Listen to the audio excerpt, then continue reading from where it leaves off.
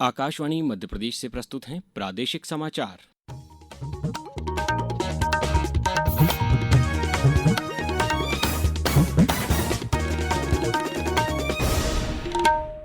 नमस्कार, समाचारों के साथ मैं अभिषेक कटियार। सबसे पहले इस बुलेटिन के मुख्य समाचार। प्रधानमंत्री नरेंद्र मोदी ने आज बाढ़ प्रभावित हिमाचल प्रदेश और पंजाब का किया दौरा। राज्य मंत्रिपरिषद ने महापौर और नगरपालिका अध्यक्ष का प्रत्यक्ष चुनाव करने के अध्यादेश को दी स्वीकृति। इंदौर बना देश का सबसे स्वच्छ वायु वाला शहर। और एशिया कप क्रिकेट प्रतियोगिता का आज से यूएई में होगा शुभारंभ। कल भारत का मैच यूएई से। अब समाचार विस्तार से। प्रधानमंत्री नरेंद्र मोदी ने आज बाढ़ प्रभावित हिमाचल प्रदेश और पंजाब का दौरा किया। प्रधानमंत्री ने हिमाचल प्रदेश के चंबा, भरमौर, कांगड़ा और अन्य प्रभावित क्षेत्रों का हवाई सर्वेक्षण किया। इसके बाद उन्होंने कांगड़ा में बैठक कर राहत और पुनर्वास कार्यों की समीक्षा की। प्रधानमंत्री ने हिमाचल प्रदेश के लिए 1500 करोड़ रुपए की वित्तीय सहायता की घोषणा की। प्रधानमंत्री श्री मोदी ने बाढ़ और प्राकृतिक आपदा में मृतकों के निकटतम परिजनों को 2 लाख रुपए और गंभीर रूप से घायलों को 50,000 रुपए की अनुग्रह राशि देने की भी घोषणा की। इसके बाद प्रधानमंत्री ने पंजाब के बाढ़ प्रभावित इलाकों का हवाई सर्वेक्षण किया। उन्होंने गुरदासपुर में बैठक में बाढ़ की स्थिति की समीक्षा की और नुकसान का आकलन किया। प्रधानमंत्री श्री मोदी ने पंजाब के लिए 1600 करोड़ रुपए की वित्तीय सहायता की घोषणा की।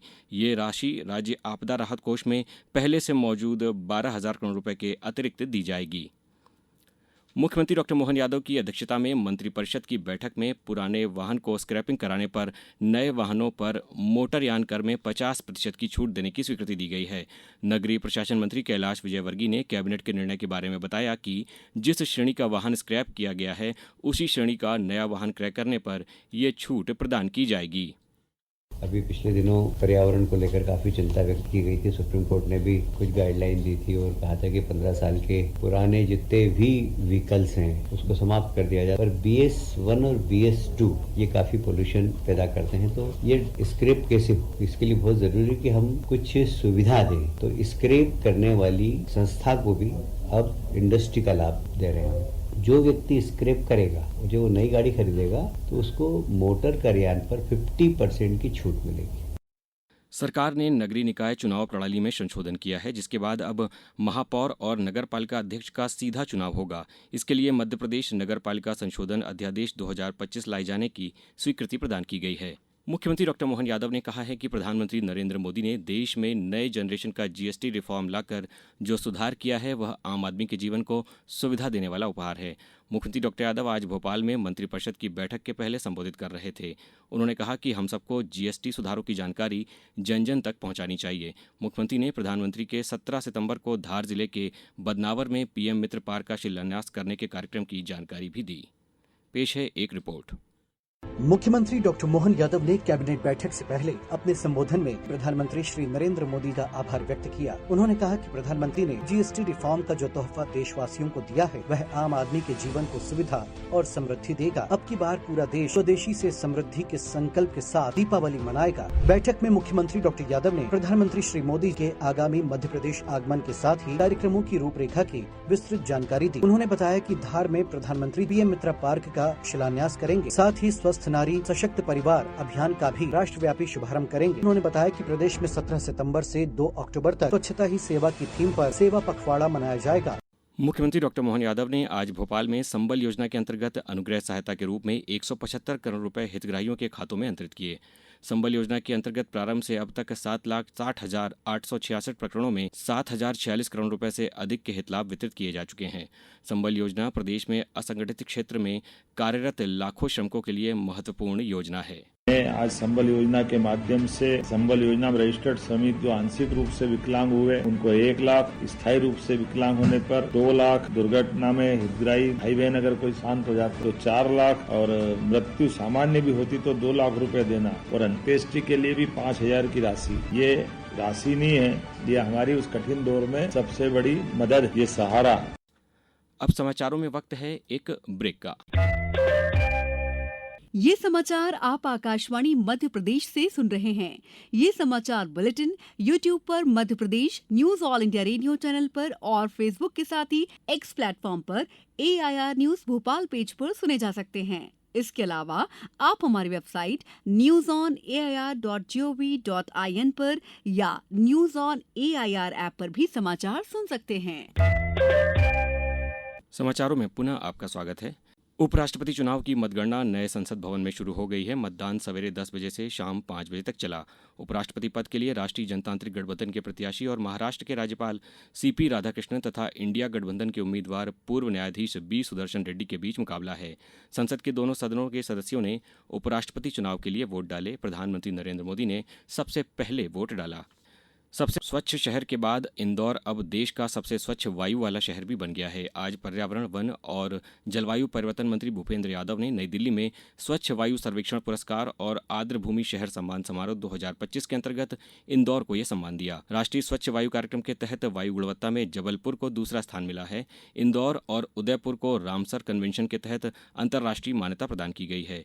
मुख्यमंत्री डॉ मोहन यादव ने इस उपलब्धि पर प्रदेशवासियों को बधाई देते हुए बताया कि देवास को श्रेणी 3 में प्रथम स्थान मिला है। उन्होंने कहा कि राष्ट्रीय स्तर के इस सर्वेक्षण में इंदौर ने 200 में से 200 अंक और जबलपुर ने 199 तथा देवास ने 193 अंक प्राप्त किए।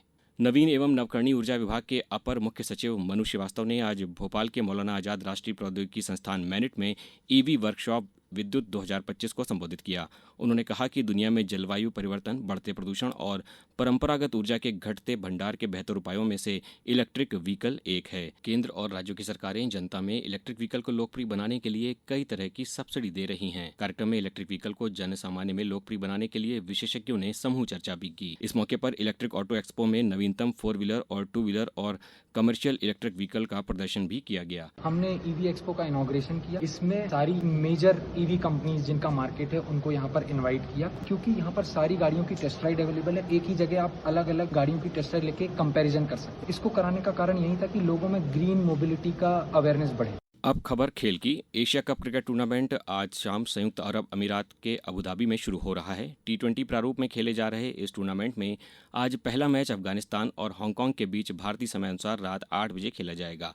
भारत का पहला मैच कल मेजबान संयुक्त अरब अमीरात से होगा।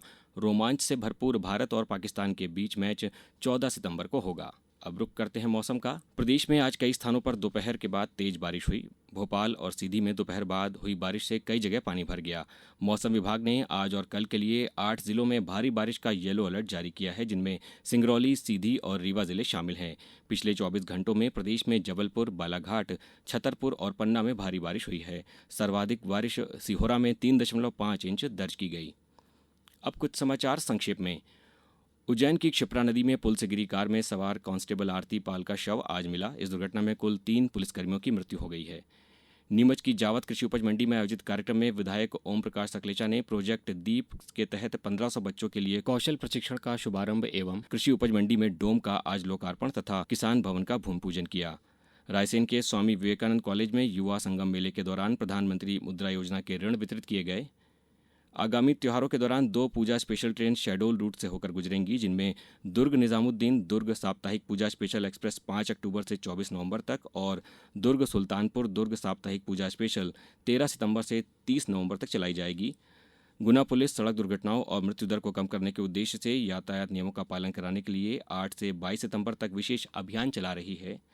मध्य प्रदेश क्रिकेट एसोसिएशन ने शहडोल के पूर्व रणजी खिलाड़ी जफर अली को दूसरी बार मध्य प्रदेश सीनियर चयन समिति का सदस्य बनाया है। उनका कार्यकाल 2025-26 से 2027-28 तक रहेगा।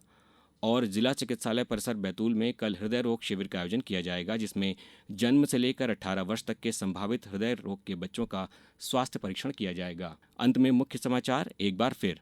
प्रधानमंत्री नरेंद्र मोदी ने बाढ़ प्रभावित हिमाचल प्रदेश और पंजाब का किया दौरा। राज्य मंत्रिपरिषद ने महापौर और नगरपालिका अध्यक्ष का प्रत्यक्ष चुनाव करने के अध्यादेश को दी स्वीकृति।